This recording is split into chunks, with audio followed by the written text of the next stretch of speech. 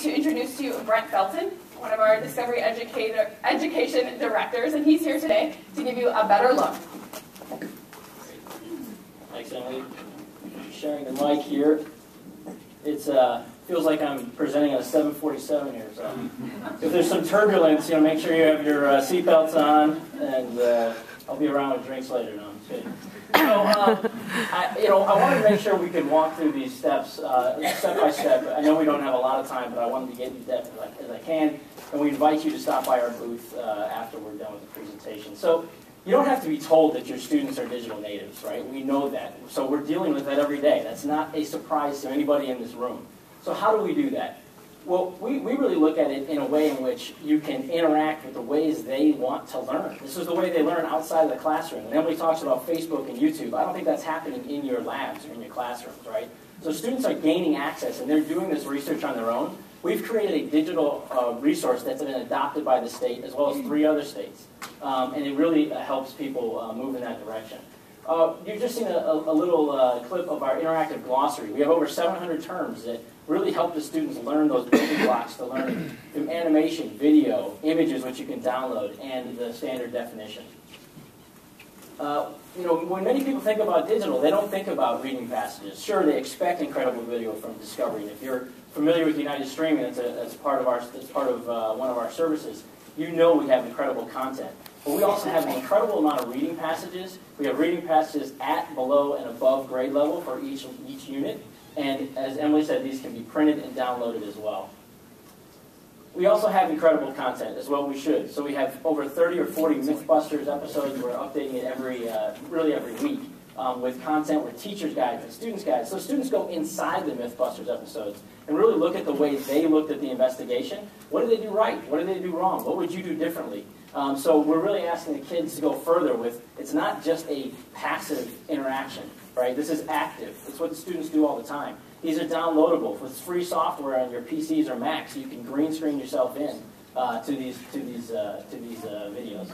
I know we won't have time to do that later. I know you all want to do this. So we also have interactive video. If any of you are familiar with the VH1 pop-up video, that was more my generation, Emily. But you can start clicking around the video and start interacting with it in a way in which students are extremely comfortable. We also have Science Sleuths. So a popular, I think now 7-part series is CSI, right? I think there may be CSI Muncie coming out. But we have a Science Sleuth that can allow students to get inside things like home fires and how fires start in different rooms and what chemicals or water it takes to put those out and why. How does that investigation work? We talk about minds-on science, science that students can get their minds around and work, and that is what Science Sleuths is all about. We also have virtual labs. Really the things that you can't do in a classroom or you shouldn't do in a classroom. Things like changing the pH level in a pond until the snails die. And I know your students would run out to do that hands-on lab, but we can do it in a virtual way, and it's one that can really engage kids and get them thinking about why a specific pond has issues and what you can do to help. So within these virtual labs, you're going to have an intro, you have your mission, really your inquiry, and you're going to be able to explore with the content, and then do the experiment. You get the results. Students have student worksheets in which they can work with. We really are encouraging student notebooks. How do you write more? How do you engage more? So one of the things you'll see here, and you'll see within your folders, is a case study on Charlotte Mecklenburg that has a massive rollout of this content in their district.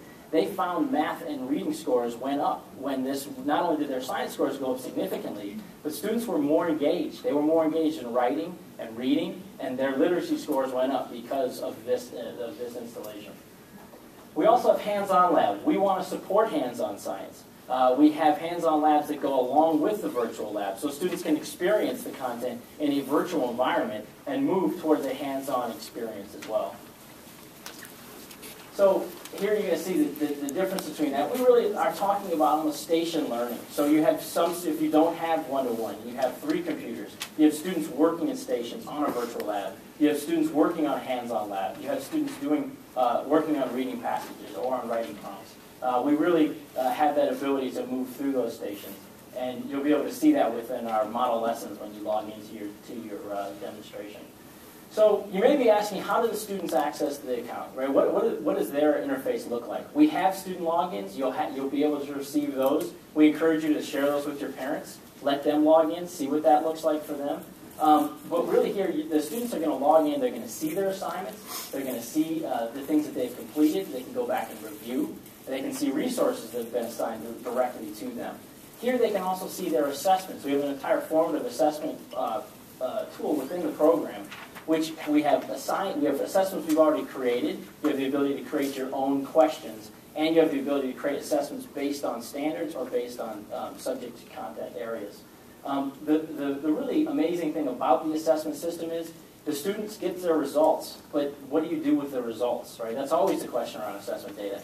We actually have our content tagged to deficiencies, basically. So when they have an incorrect answer, we subscribe content for them so they can build that knowledge and succeed on those tests.